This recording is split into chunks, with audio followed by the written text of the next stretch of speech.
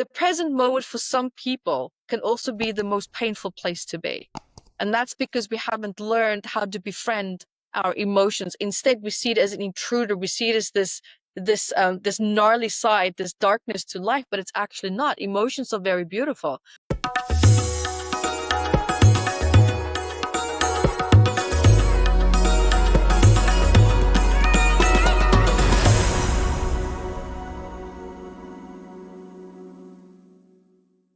We welcome Evette Rose, a counselor, author of 19 books, trauma recovery expert, and the founder of Metaphysical Anatomy technique and metapsychology coaching. With over 6,500 one-on-one client sessions and seminars in over 43 countries, she has helped thousands to heal from trauma, uncover suppressed emotions, and transform their lives. A personal journey from a near-death experience to a profound spiritual awakening fuels her passion for empowering others. Welcome to the show, Evette. How are you doing? Thank you, Toby, for that warm introduction, and hello to everyone else. I am thrilled to be here with you, and I'm glad that we were able to connect our time zones so that we can have a fun talk together. Yes, I'm so glad that you made out the time and the effort to do this. You connecting all the way from Bali virtually and me sitting down here early in the morning. That's awesome. And I'm looking forward to learning so much from you. And before we start recording, you agreed to, take part in our wildcard games. Yeah, let's do it. I'm ready. Yeah, Give so me that first question. So I just shuffled the cards right now and I've just picked one at random. Okay. The question is, when's the last time you gave somebody a compliment? When was the last time you gave somebody a compliment? I love that question. I actually make an effort of doing it every single day. For me, it's now part of my lifestyle. It's not just an event. So, for example, I work very hard and I have a babysitter who helps me with my children. And sometimes my children can be, tantrums and they're all over the place. And every day I say to them, thank you for loving my children. Thank you for being so great at what you do. And I really appreciate you. And I make sure that I say that every single day because I know the stress and the strain that she sometimes has to go through. I love the gardeners as well. Every time when I see the gardeners in our community, I say to them, thank you for making the garden look so beautiful. So for me, I actually make it a point of saying thank you or just complimenting someone on something that most people would just completely overlook because we are so desensitized as humanity. And it's almost like the human in humanity has been taken out. And for me, I feel like my contribution is part of just seeing that little something to lift someone up because it really can make a difference in someone's life. Just because you don't see the impact doesn't mean that there is no impact. And so I love to just thank people and show that gratitude. So for me, gratitude and compliment, it's the same thing. They go together because when you compliment someone, it also means that there's something about them that you appreciate, something that you admire. And I think it's beautiful that people can share that with someone else because we're taught how to compete. We're not taught how to appreciate someone else's success. We're not taught how to appreciate someone else's strength, right? So for me, it's a part of staying humble and just being another human being trying to make it in life.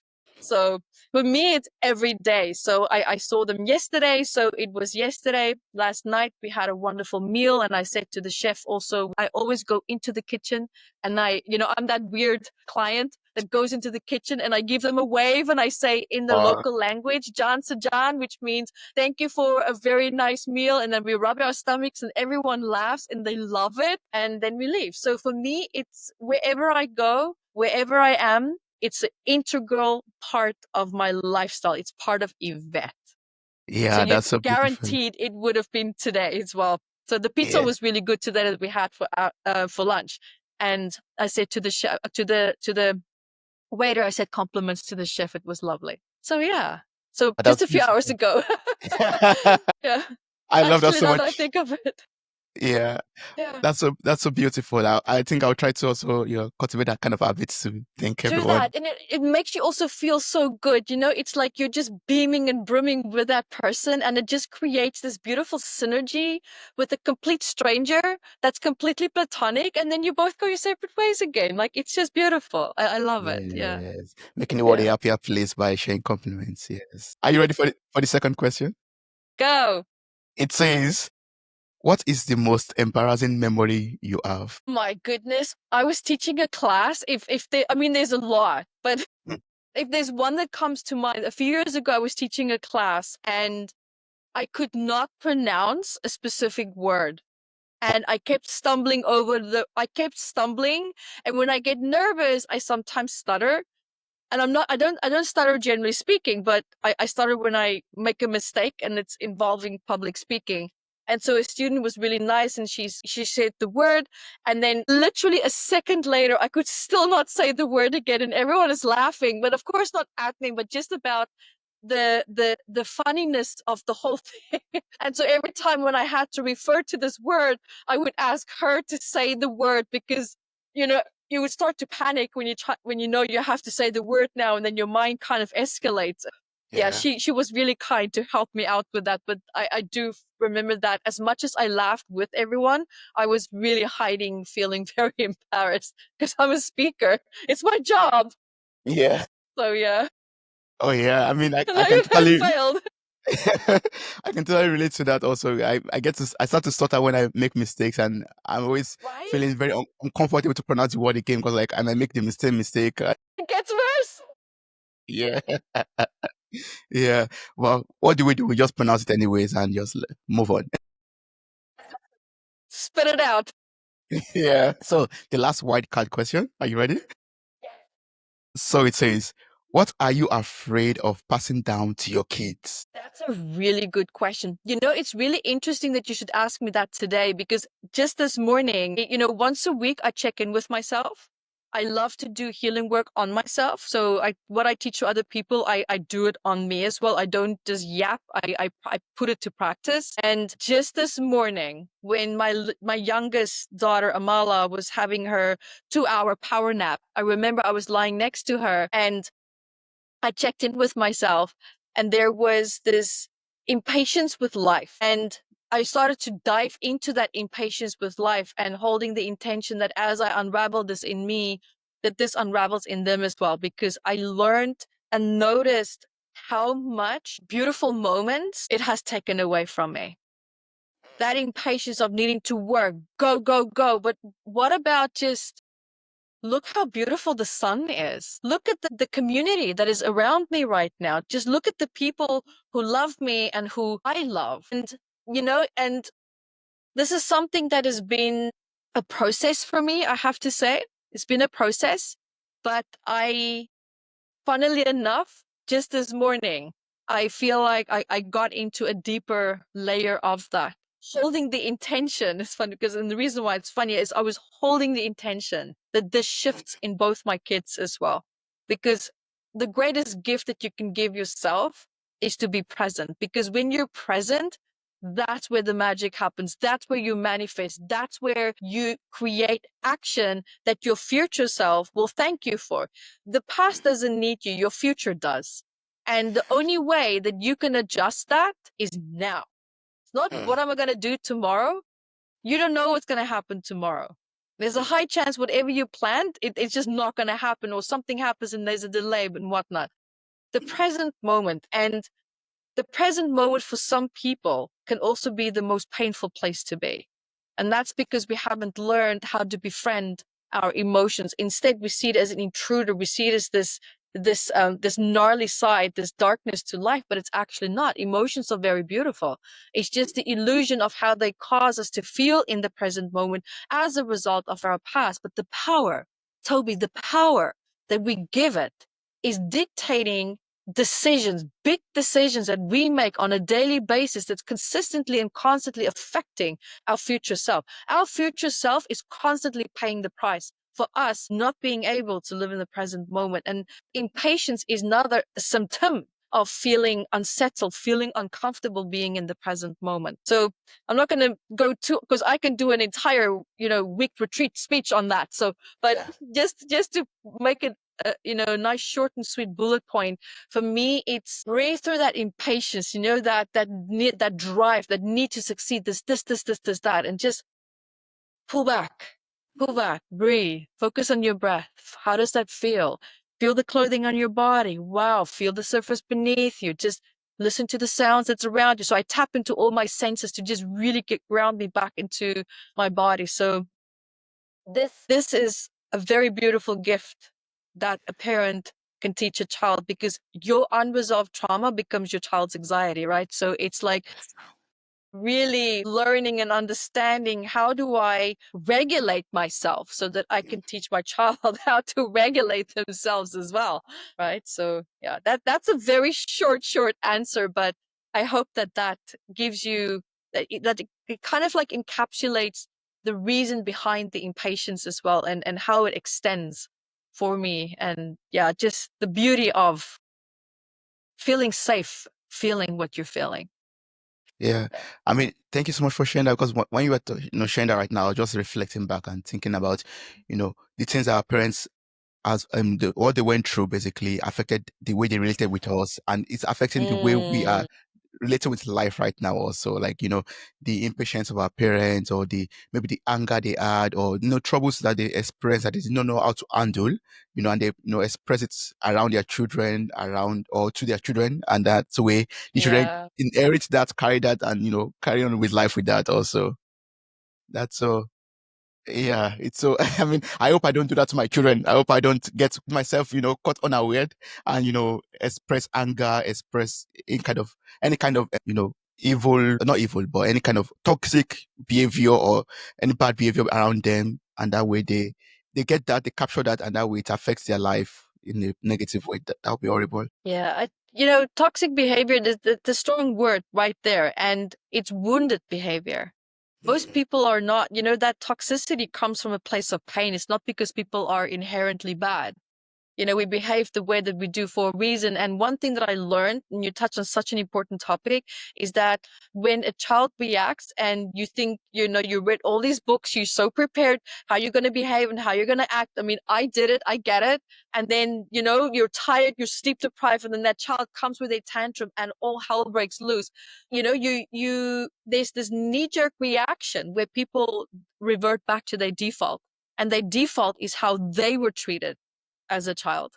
Doesn't matter how prepared we think we're going to go into it. And that is when the real self-control, that's when the real test comes in, not the child, how you are going to react when you find yourself at your default. That's really mastering yourself and life in itself. So, and I mean, I'm laughing because that was my experience, and it was tough.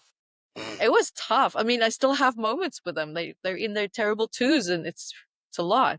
A lot, yeah. And that's one of the reasons why I love to speak with you, because I was going through your story and I was like, wow, what you've experienced in life is so, I mean, relationship with your father, for example, being in crossroads with suicide at a young age, having this broken heart syndrome, but still you're on this path of healing, and your healing work has impacted so many lives. So I would just like you to, dive into that a little bit. What pivotal moments in your personal journey led you to this path of trauma recovery, and what you do? So I'm gonna list them in bullet points, because if I really had to, I mean, I have an autobiography if anyone would like to learn more about it. So I'm gonna bullet point it for you to kind of give you the idea of how it all came to where I am today. Is that a plan?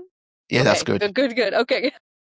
So I grew up with a father who was actually clinically diagnosed as a sociopath. And when I was about 13, I found, back in the days, we had these cassette tapes, that you put in the tape and you put it in and you play the song, and to take it out and flip it around and put it back in. Yeah. Okay. So he had a psychiatrist. And so I just grabbed the tape. I saw my dad's name was on the tape, and I just, whatever, I thought it was maybe his music. So I just put it in and I hit play. And then I heard him and I heard he's psychiatrist. And I thought, oh, this is really interesting. And 5 minutes into the conversation, I heard the diagnosis.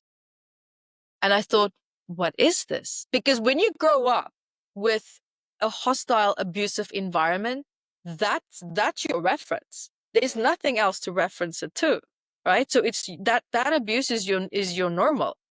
So I went to the library and I looked up in the books of the I showed the librarian what this name was, and so she showed me the book so that I can read what does this diagnosis mean.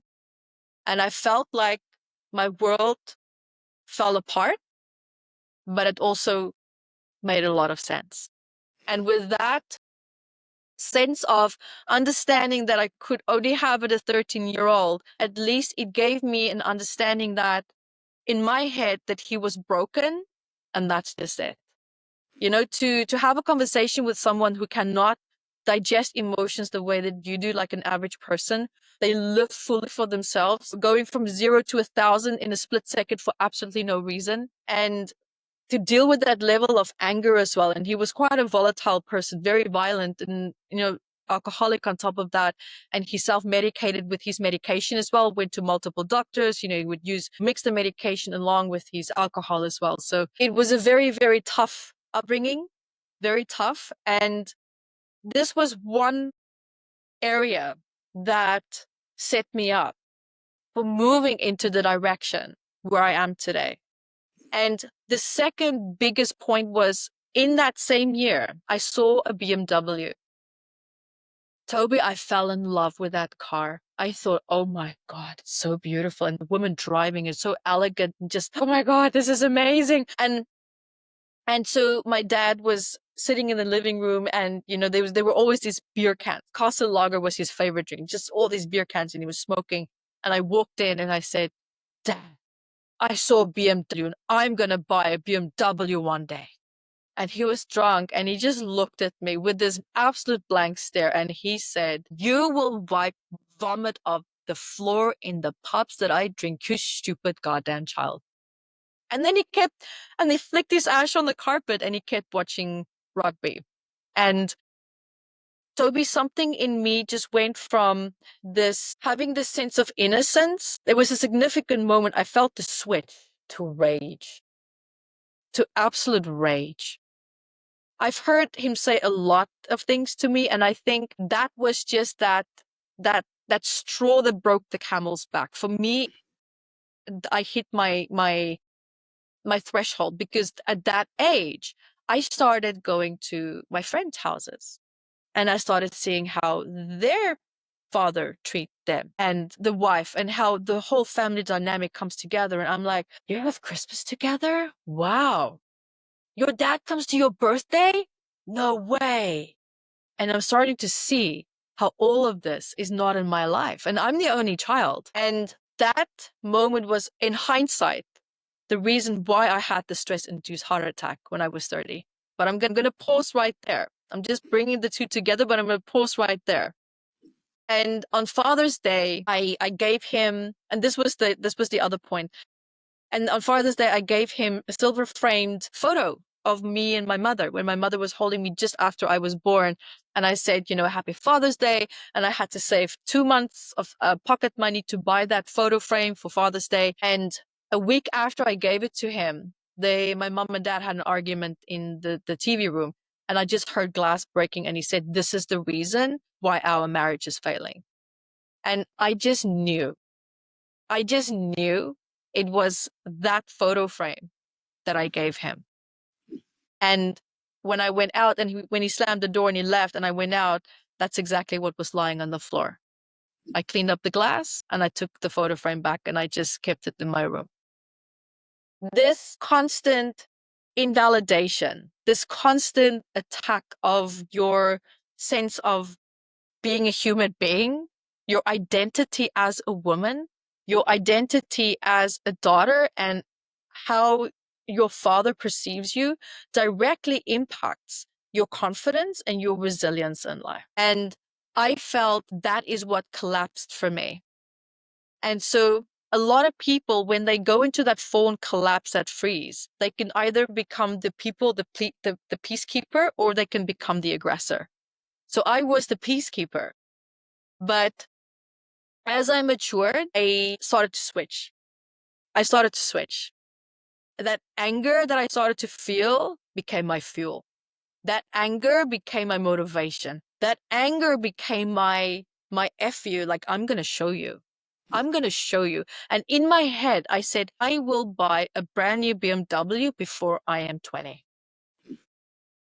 And I remember the days I would lie in my bed, just lying there, just visioning, having this amazing job, having this car, having this fully independent life. And long story short, my life fell apart when I was 15. There was my drink was spiked at a friend's house, and I was raped as well. And so they took turns beating me up. My face was busted up, and they dropped me half naked in front of a club.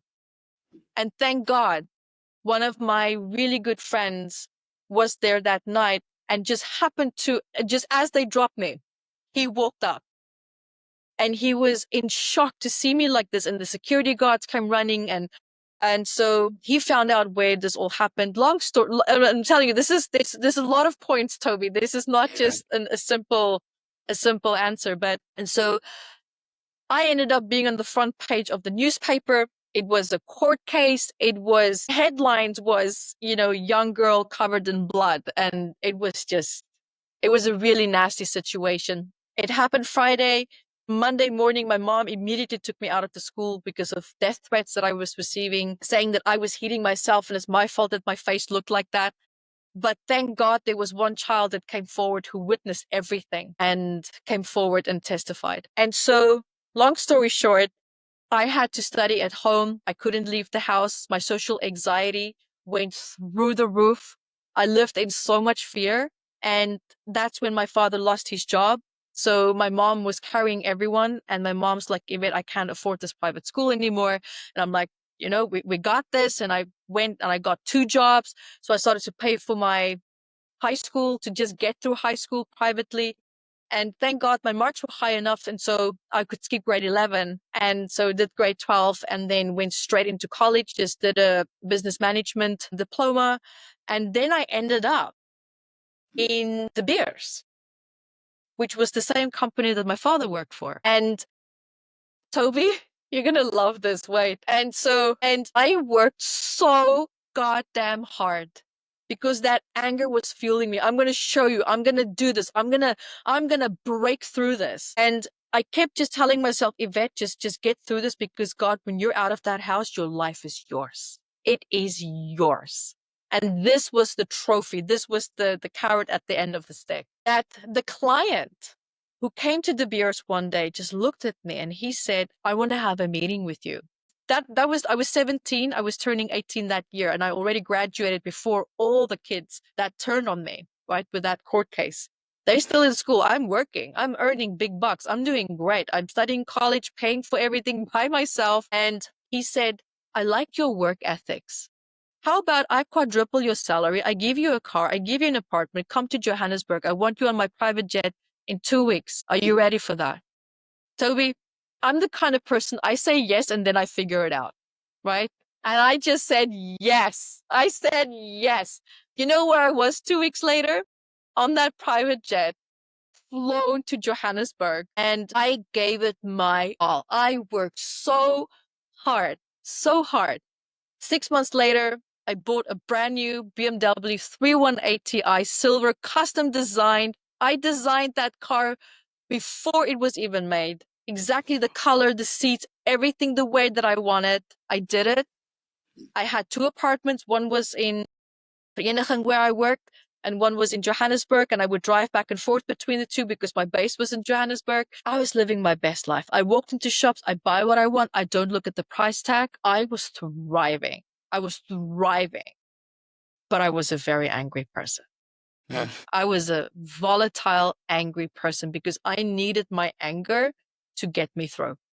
That was my fuel. It was my gasoline. And I found myself in hospital for 2 days for burnout.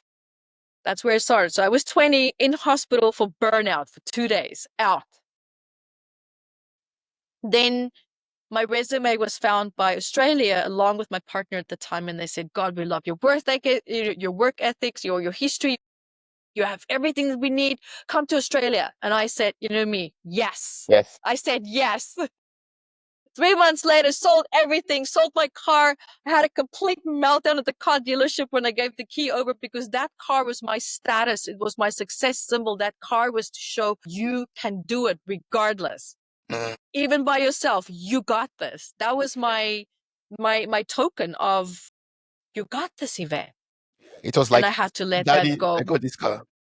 I crumbled. Oh, Toby, I crumbled. And so went to Australia, and, within 6 months, I had a really powerful position where I was doing incredibly well.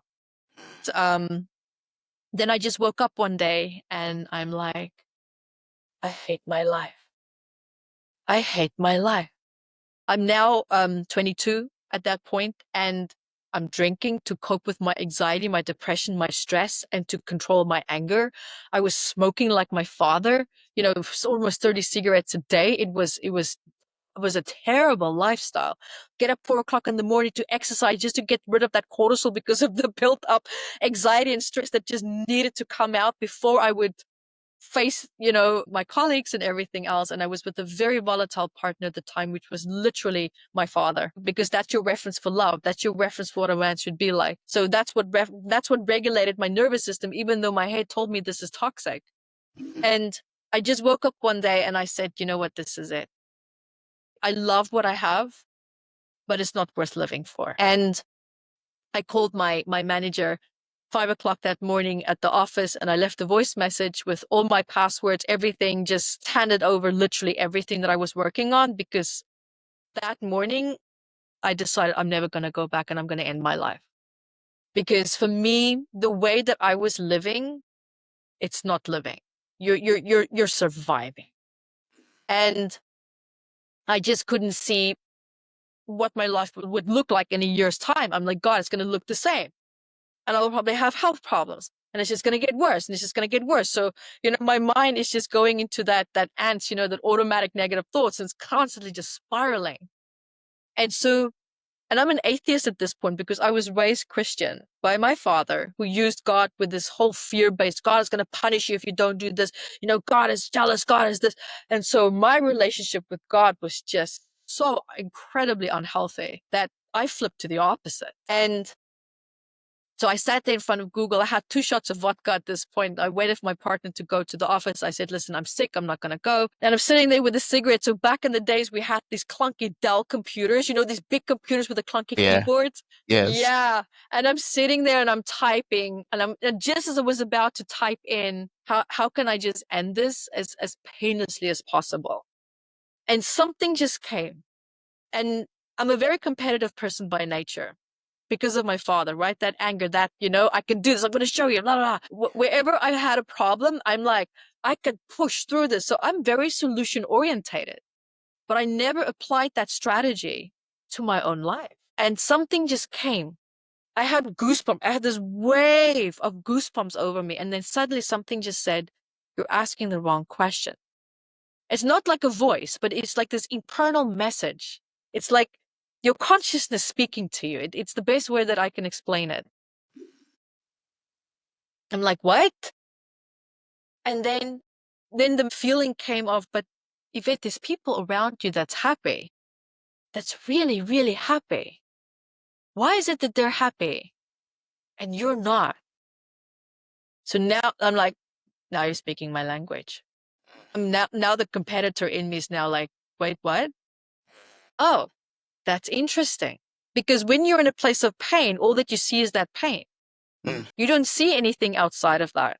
It's almost like your ability to think in a rational manner is just it's out the door, right? It's tunnel vision. And when you're in that state of survival.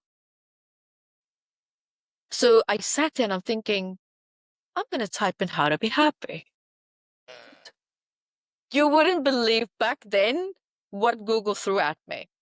Dorian Virtue, crystals, Neil Donald Walsh, conversations with God. And I'm like, get out.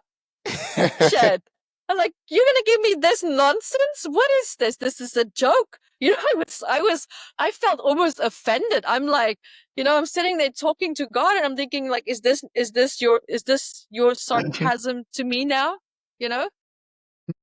But Toby, let me tell you, I don't know if you can relate and anyone else out there, but God, when you've been through so much, when you've tried everything and you feel that you really have reached that point where you feel like you are on your knees and you are so in such a state of feeling so unresourceful that not even you know what the next goddamn step's going to be. It was the most humbling experience that I ever could have had because my ego wouldn't allow me to see a different way of life. And I sat there and I'm thinking, and this probably an hour went by. Or not specifically an hour, but it felt like there was a long pause because I was digesting this and I'm like, where am I going to go with this? How am I going to do this? What is my next step going to look like? What is even, you want to tell me rocks are going to make me feel happy? What? And I thought the first thing that I could digest was Neil Donald Walsh, Conversations with God. And that was my entry point back to God. Because I sat there and I thought, listen, Evette, you don't have the answer because if you did, you wouldn't be sitting here. So who are you to judge and question what you see right now? You asked for an answer. You looked for an alternative. You were open to it. So here it is. Take the step and let's see what happens. And I thought, perfect. Toby, I love this world that I uncovered. I did get into crystals. I did get into color therapy and healing and hypnosis and all this stuff. And I felt like this child in Alice in Wonderland. I loved it. I absolutely surprised myself by how much it just came to me at a second nature. And I skipped one very important point. I actually wanted to become a crime scene investigator and a defense lawyer. And I studied it for 6 months. And when I was in South Africa, this was before I went to Australia, I completely gave it up. And I realized that as I got onto that journey, that me wanting to become a crime scene investigator, that was my inner child needing to clean up my life that looked like a goddamn crime. All the injustices, all the things that was done wrong to me, all the lies, the betrayal, the deceit, just everything that felt so wrong. I needed to understand, why did you do what you did? And why did you go? Why this? Why that? Where is my apology? All of that, right? And the lawyer is, I want my justice. Yeah. I want my justice because I didn't get it. Long story short, the court case was thrown out. I didn't get my justice. And the court case got thrown out because the people who were on the other side of it, they lied in their testimonies. And then things got scrambled. And I still think to this day, there's a possibility that money got involved.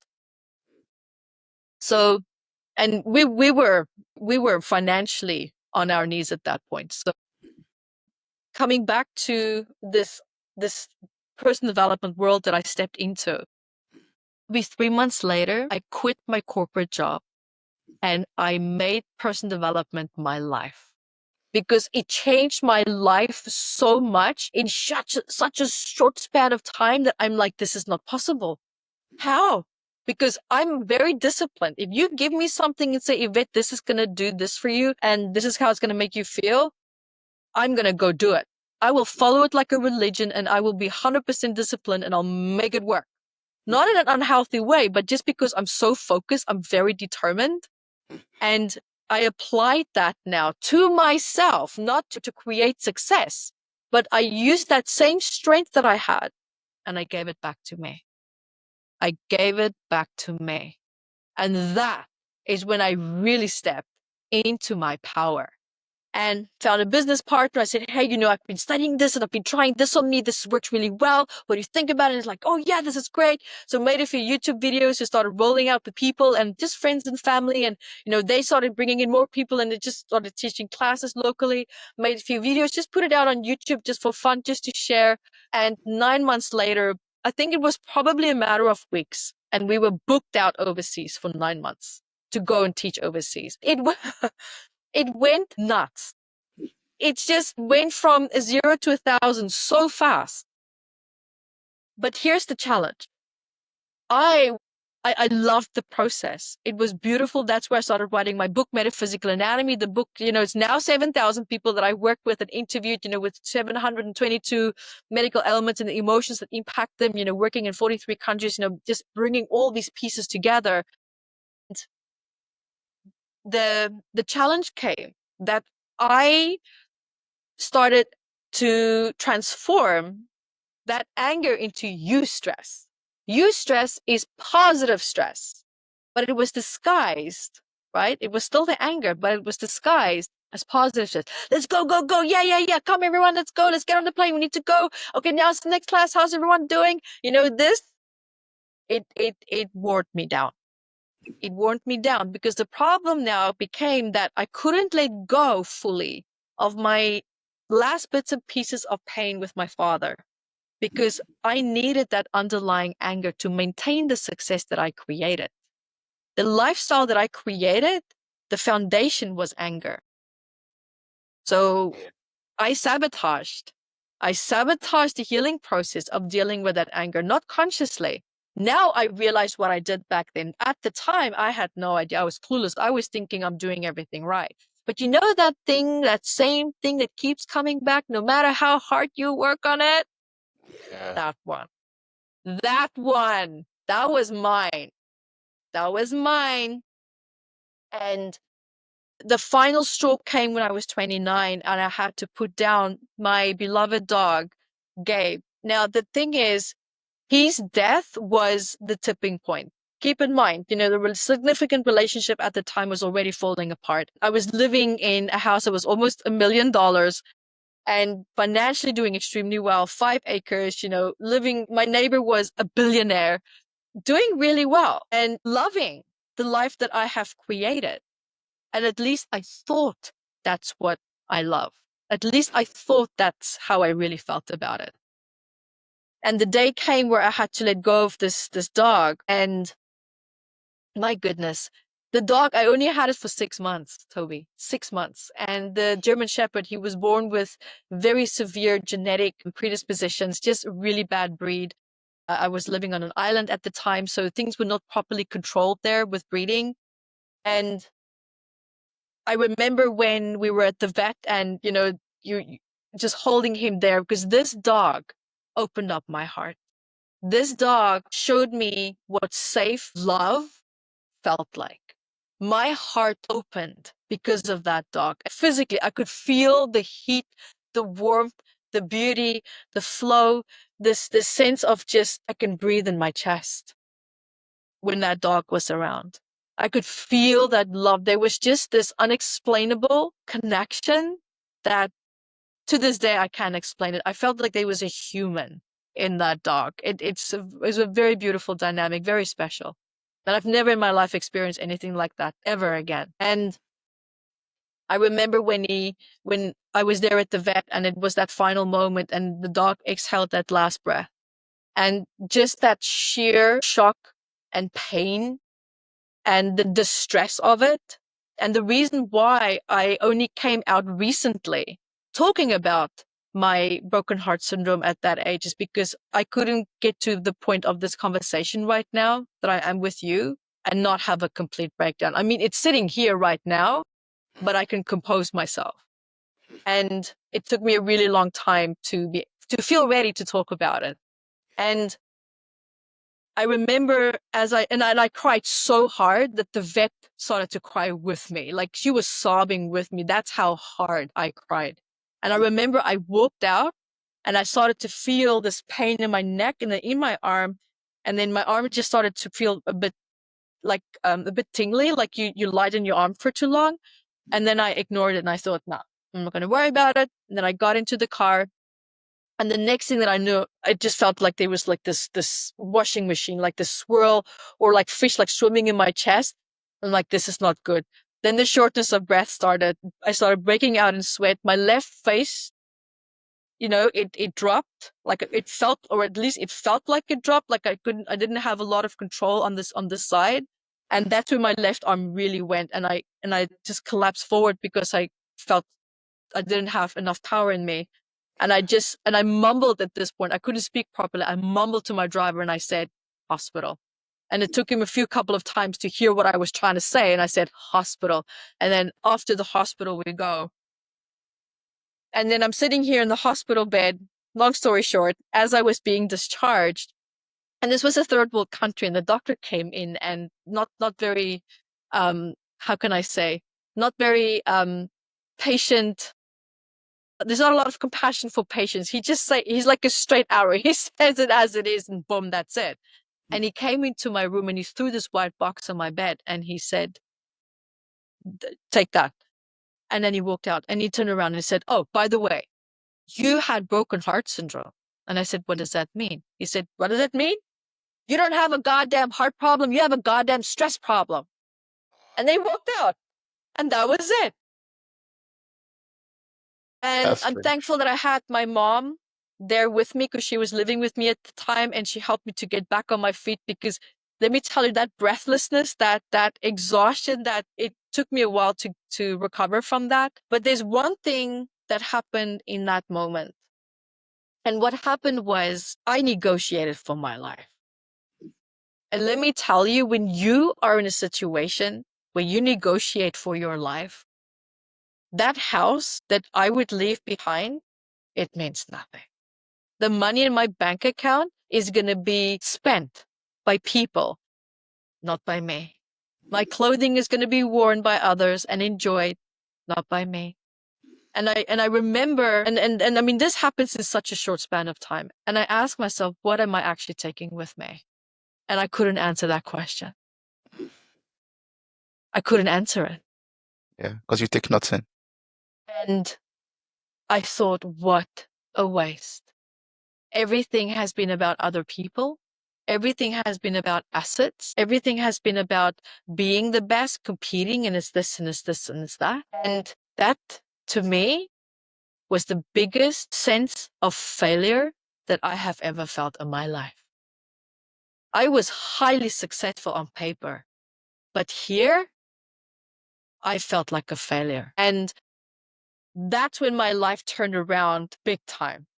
Big time. I really had to start to go back and look at, why did I have this heart attack? What was the anger about? Oh, it was this, it was this. So I started to put the pieces back together slowly but surely with proper correct support and turned my life around. And now I started to learn how to build my success on just pure passion, but needing to learn to also to control that passion, because that dopamine, that ticking the box followed by action, this is what the brain loves. I had to learn to control that now, because now I had the habit of just, you give me something and I'm excited and I go, I have this addictive personality. But the beauty of that now is with this self-awareness. And I notice that when I achieve success, when I achieve my goals, it's more like a graceful flowing process rather than this panic, anxious feeling of like, it's got to happen now, it needs to happen now. That impatience, it becomes a learned behavior.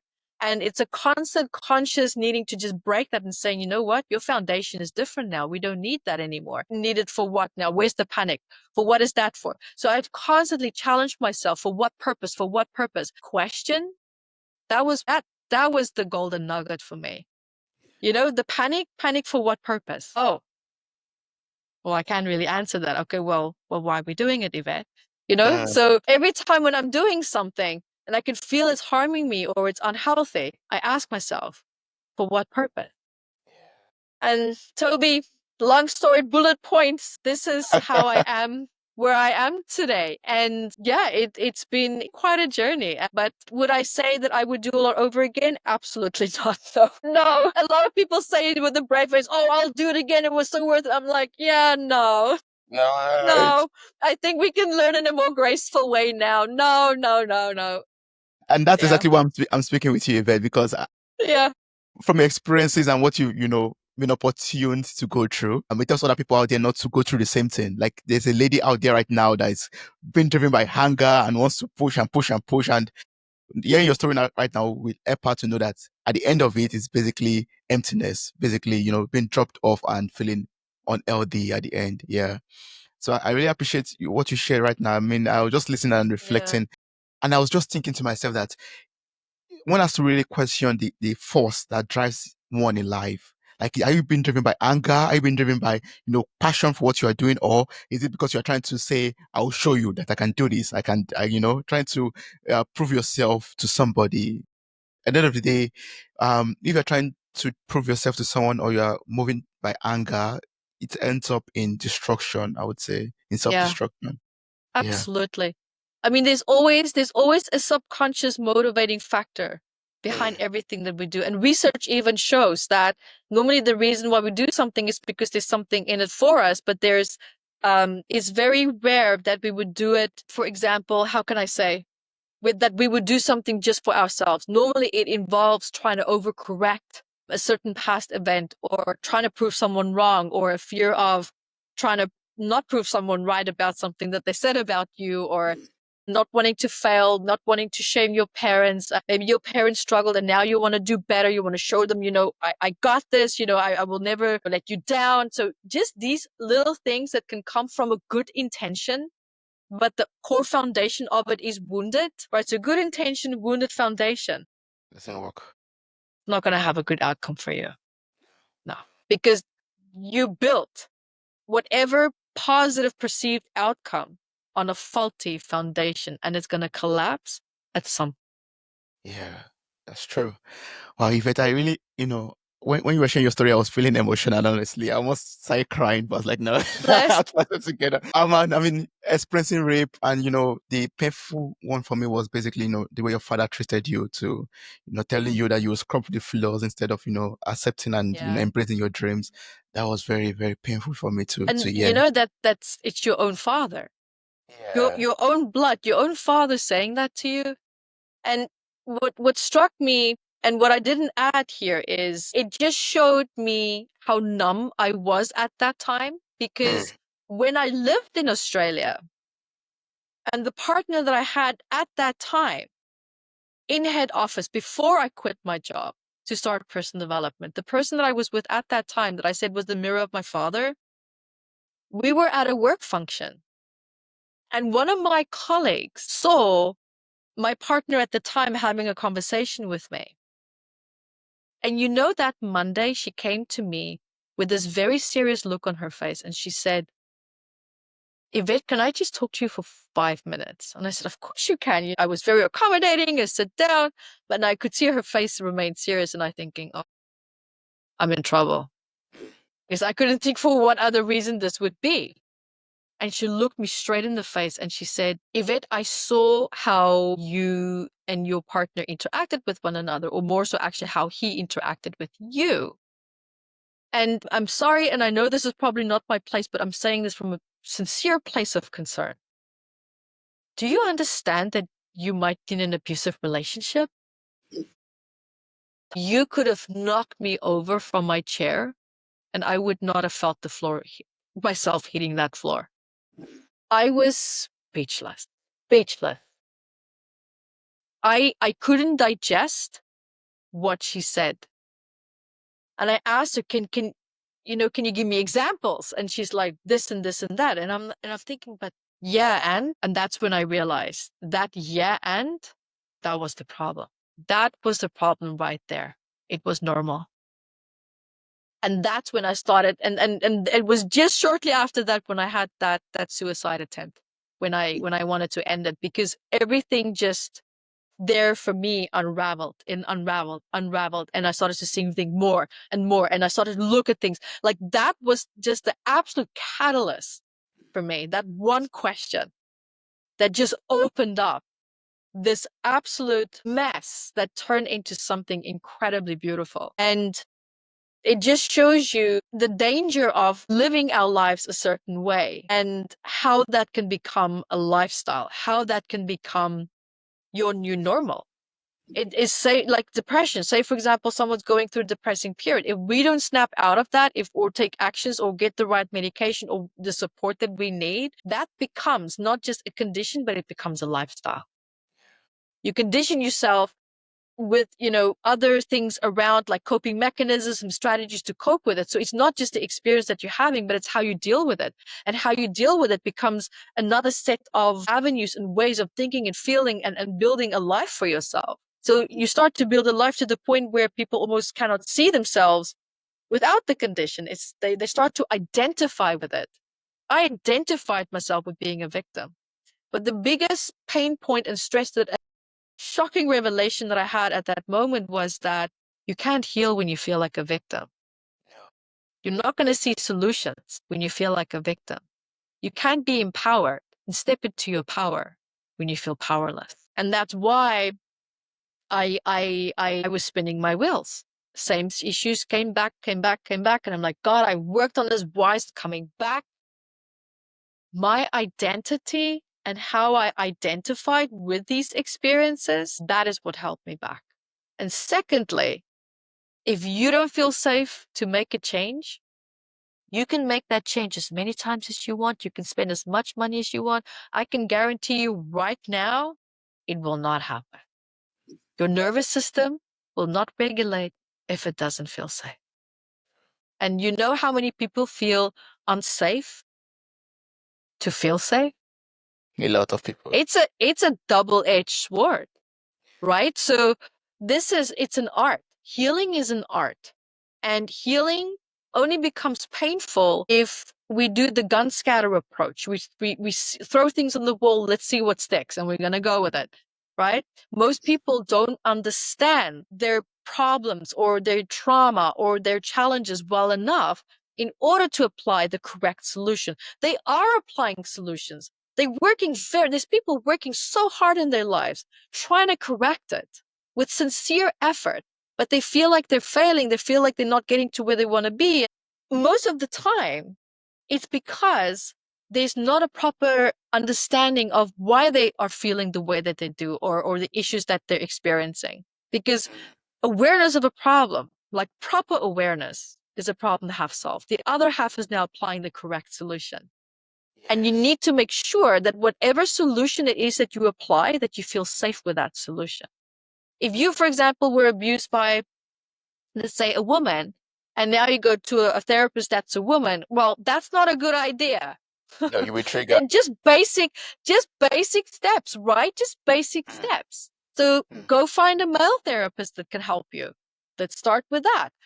Just basic steps that we can take to start to look at what steps can I take to start that will help me to feel safe when I want to address X, Y, Z, right? So, and make sure, and I try to heal myself because sometimes of, negative feedback that I got from a partner, oh, you this, you this, you that. And the issues that was seen in me was not a priority to me. I'm like, well, I have other things going on, So when I was working on certain issues, it's like my heart wasn't really in it because it was not a priority to me.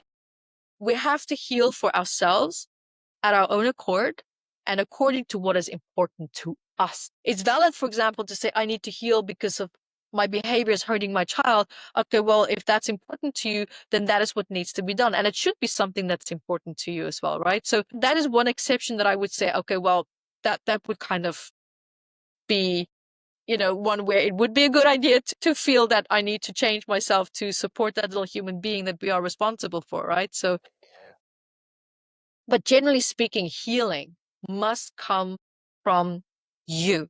When clients come to me, the moment I catch that they are there because they were told to be there, I cancel the session and I refund and I say, you come back when you want to be there. Do you know how many people have come back to me? How many? No one. No one. Because they didn't really want to change. They were there because their wives threatened them. They were there because, they were threatened in one way or another that you have to change that or this is going to be taken away. Do you think that person's going to heal, Toby? No. Do you think their heart's in it? No. I work with people. For me, healing's not about money. I work with people when I know that their heart is in it, because then I'm right there with you and I'm going to give you my all. And I do. I'm not the therapist that sits there with pink and fluff, It's like, we're going to do the work. We're going to get there and we're going to get there with love and support. But if there's things where people dig their heels in, I'm going to like, no, I see you.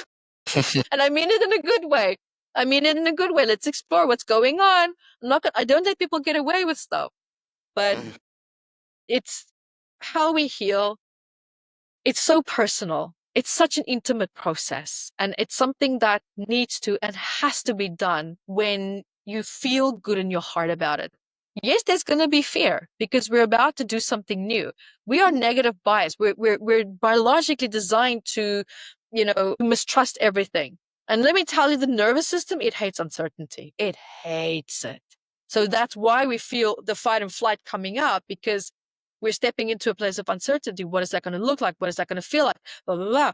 And that's why with my work, I made it my absolute life mission to design something where people don't have to talk about the trauma. They don't have to relive it, and they don't have to remember memories that cause them to feel the way that they do. All of these points are not necessary, because sometimes these points, people go and dig into it, and it can actually cause more problems. Yeah. So, there's beautiful ways of going through processes, because, and the reason why I made that such a important factor for me is because I was taken through a process that caused me to relive things that I did not want to relive. And I didn't know that the therapy was going to cause me to relive it. And you know what happened? My past was the same as my therapist. And my reaction was so severe that it triggered her to the point where she couldn't get me out of it. Wow. That's dangerous. And that is when I said, no, this is not how therapy should be. And this is one of many reasons why people are scared of healing. It's because of how it makes them feel. You don't have to be ripped apart or feel like you're going through pain or trauma in order to heal. You can comfortably stay in your window of tolerance and shift by miles. It's just, there's different values and beliefs, and some people, for me, it's drama. I mean, if there's people who love drama, I mean, knock yourself out, but it's not for me. No. I mean, I'm 41 this year, and I'm just like, I'm at a place in my life where I'm just like, that's just not for me anymore. Life now needs to be simple and comfortable. We've done the drama, we've done the theatrical, shows and all of that, and it's just, let's come back to basics. Let's come back to simplicity. I'm a very simplistic, basic person. If you had to meet me in real life and see how I eat my dinner and stuff like that, it's just like, you'd be like, So simple. it's just like, just enjoy life. Just, be present. Enjoy the food. It's not about making dinner about the event of all 5 spoons and this and that. Serviettes is sometimes still in the plastic, bag, and it just gets pulled out. It doesn't need this fancy box or whatnot. Who cares? It's just dinner. It's over in a few minutes. It's like, it's just come invest your energy in things that actually really matter. And of course, if that matters to you, then that's energy well spent. But for me, it doesn't matter. So if I had to go do that, that's for me not energy going to be well spent. That's true. Do you know what I mean? Yes, I do. Put your energy where things matter for you. If it doesn't matter to you, stop it. Like, for what purpose? And now people might say, now it boils over into other people. Well, oh my God. Where are we going to end? Where are we going to end with that? Okay, so if you start to feel drained, then you're overstepping your own boundaries. So we need to pull back. So there's these basic warning signals that we can look at to just come back to you. Come back to you, because you can be here and still have your best relationships, your best friendships, and be your best self at the office. Being your best self and showing up strongly for others doesn't mean giving of yourself to others. It's about how you show up and how that makes the person feel. Not about taking responsibility for them or carrying their pain or this or that. They have no idea that you're doing it. You are suffering in silence. They have no idea. And for what purpose, Toby? Knowing that, for what purpose? See, so the question, and I'm making a point of this because for you and mostly for the listeners who's here with us right now, if there's a pain point in your life, I always bring it back to for what purpose? And then you might have an answer, you might have a plausible answer, but keep challenging it with that question. Okay, that's now the answer, but for what purpose? And that for what purpose? And that for what purpose? And you might find yourself at a very interesting place. Okay, I'm going to use that question in everything I'm doing. For what purpose? Why am I doing Good, this? Why am I doing this? right? When you're going to start to live your best life, when you live your life intentionally. Mm, Live your life intentionally and with purpose. yeah, yeah. That is even if you feel purposeless, you're going to start to feel connected to a sense of purpose. Right? We eat because the purpose of it is because we're hungry. We're going to go to hang out with a friend and the purpose is for connection. We're going to do something at work because the purpose is to support the company and they chose me to be in that position because they love my talent. So I'm going to go give it my best today. Look at the beauty and the power of reframing that. Instead of saying I hate my job. I'm doing this job for what purpose? Well, I was chosen in an interview to take this position. Wow, there's 10 people that saw my potential. Right now, I can't see it. Okay, so do you know what I mean? Just these little things to just get you back on track. So I do hope that helps. Yeah. It's good. It's a powerful tool but to live a purposeful and intentional life. Yes. Wow, Yvette, I've learned so much from you. I can't express how much I've learned. You've answered all the questions I had in my head, and you sharing the story and going into details helped me also reflect on my life. It's something I'm going to have to digest and really process and use every tool that you shared to help me become a better person myself. One thing that's sticking out to me right now is like my goal should be me. You is supposed to be the safe space for yourself. Like, what do you have to do to ensure that I am a safe space for myself? I have to clean up my heart, clean up my soul from every suppressed emotions, heal from every trauma, so that I can feel comfortable with myself and come out and show myself off as the best self that I am. Yeah. Right. But Toby, here's the other thing. Heal, you said heal everything. Take a deep breath. The whole point of life is to just heal the things that causes you discomfort. Only focus on what you feel is standing between you and the other side of peace. Yeah. I still have my shenanigans. I still have some stuff in me that's, that I'm probably not even aware of. Absolutely. But despite that being there, I feel really comfortable in my life. That is what we want. Just be comfortable. Because can we heal everything? I can't see why not. It's just a matter of how much time do you want to dedicate to it? Because, for some people, that can become an obsession again. And that obsession can take over a person's life and almost become a stressful, another traumatic experience all in itself. People can burn themselves out in that way. So for me, that's why I check in with myself once a week. I take notes sometimes in my journal when I had moments where I felt a bit triggered, maybe do some breath work to breathe through it. But there are things that I would go and sit down and say, okay, the next 2 hours is Evette time. And I check in with me and I'm like, okay, so let's go back. All right. So here I had that. Oh, I remember that. Oh, I felt that one. Okay. Right. So now what was that all about? So I'll start unraveling it. Check in with myself once a week.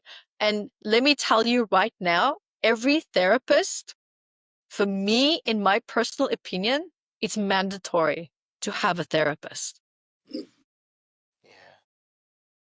When you help so many people, secondary trauma, compassion fatigue, all of this, it's very real. And sometimes we, as therapists, can desensitize ourselves so much that we think we're okay when we're not, until that burnout, until that breakdown comes, right? So, or until you start to resent your clients. If you're there, you need a break. You need a break because boundaries have been overstepped, not on the client's part, but you have overstepped your own limitations. And the energy needs to come out. Right? Just talking through things. Maybe there's something was upsetting. Talk it through, talk it out. I personally think every person in this world should have a therapist, even if they go to that therapist once a year, just to say all the good things that they did. Just have that someone that you can share something beautiful with or something really painful with, and know that you can just leave it there and just walk away. You can just let it out. I personally think it's very cathartic and it's extremely healthy, right? Because For me, it's good to have friends that we can talk to. That's great. But your friends are not always going to have all the answers. And I think it's good to have a trusted person or a therapist, just that someone that you can check in with. Like I said, whether it's weekly, once a month, once every 6 months, once a year, once every 2 years, it doesn't matter. And when you look at the most successful people in life, they all have someone that they can talk to that's not part of their life or their problem or friendship circles, completely unbiased. There's no personal opinion involved. So for me, I think that is incredibly healthy. And I also have someone that I check in with on a regular basis when I feel like I just need to just babble and babble and babble and just get, the energy out of my system. And I'm not ashamed to say that. I think it's healthy. For me, that's a sign of self-care, self-love, and supporting myself. I don't have an ego where I feel like I have to hold the world on my shoulders. I don't do that. I do not do that. I'm happy to share. I'm happy to humbly ask for help when I need it. Because that, for me, that's my superpower. And I love that I'm able now to do that. Because now my life, I don't get to the point where I'm suffering. The moment there's discomfort, I'm like, oh, what's that about? I don't go looking for problems. I only address issues when there's discomfort, and I check in once a week. Where did I have discomfort that I ignored? This is something I can live with. Yeah, that wasn't actually that bad. Oh, I'm actually okay. Okay, we'll check in next week again. So yeah, it's just that, and that's kind of like how I maintain myself and my life. I have my daily routines. I have my gratitude. My 2-year-old can also start to understand the concept of gratitude. Like, what are you thankful for? Then she would sometimes just, point to her milk bottle, or it would be something or something, just something really silly, but she understands the concept. And so practicing gratitude is very important for us. We do it morning and nighttime at dinner. And it brings you back to, well, what in my life is going right? Because when we become so negative biased, all that we focus on what is going wrong, and that becomes our new reality. You filter out everything that is going right. So every day, list 5 things that you're doing right. Even if it's a repeat every day of the same thing, list 5 things that you are doing right. And then 5 things in your life that is going right. Start breaking that negative thinking cycle and habit. There are things that's going right in your life. So these simple things, these simple ways of living and just conscious living and living intentionally, living with purpose, challenge your negative thoughts, just simple 5 things. What in my life is going right? If you're having relationship problems, okay, well, what is my partner doing right? List 5 things that my partner is doing right instead of sitting on top of the things of what is always going wrong. That's why a lot of relationships break down, because they cannot get away from focusing on what the person's doing wrong. Sure. So, yeah, so these are just simple little things that I'm sharing with everyone right now that I personally do in my life. And I hope that there's something that speaks to you and to anyone else listening. And I hope with all good intentions that maybe it can help you as well in one way or another, and modify it, add to it, take away from it, whatever works for you. Yeah, I mean, Yeah. a lot of things you shared are going to work for me and going to help me. Like, even the fact of, what is standing between you and your peace, that's very powerful. And I'm That's going it. to hold on to that. Beautiful. Right there. And that is going to be your goal to work on. Forget about all the other things that you think are issues.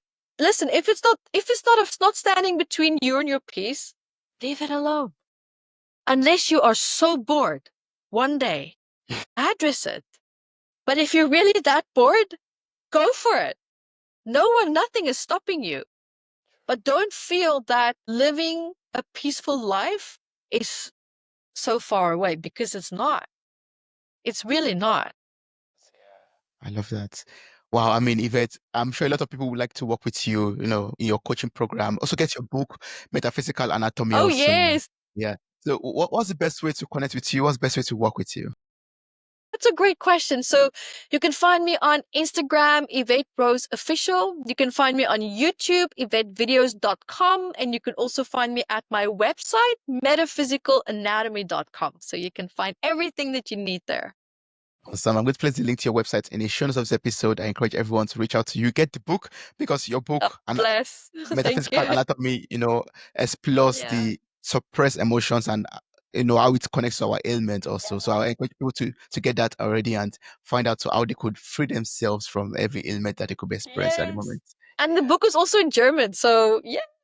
Awesome, that's good. So for the German listeners also, they could get to read it in German too. Yes. That was awesome. Yvette, it has been a blessing speaking with you. I've learned so much from this conversation. I feel so privileged to just sit back and listen to your story and your powerful tools that you use to heal yourself and how you're working on your healing journey and helping other people out there do the same thing. It's a privilege and a blessing. Thank you so much. Thank you, Toby, and thank you for everyone else as well. Thank you so much.